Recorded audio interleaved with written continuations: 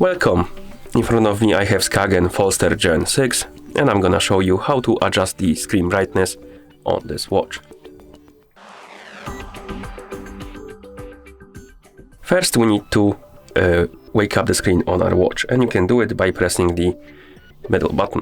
After you wake up the screen, press the middle button again to open the menu. Now scroll through the menu and find the settings icon, and once you find the settings icon, tap on it to open the settings. In settings, find the option called display, and once you find it, tap on it. And here find the option called adjust brightness and tap on it. By default, the auto option will be enabled, and if it's enabled, you won't be able to adjust the brightness, or rather you will be able to, but it won't stay on the same brightness level for long, because the watch will adjust it automatically according to the surrounding light.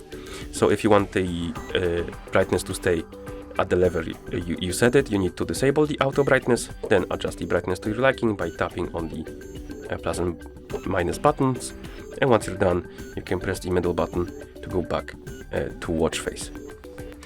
And that's how you adjust the screen brightness on this watch.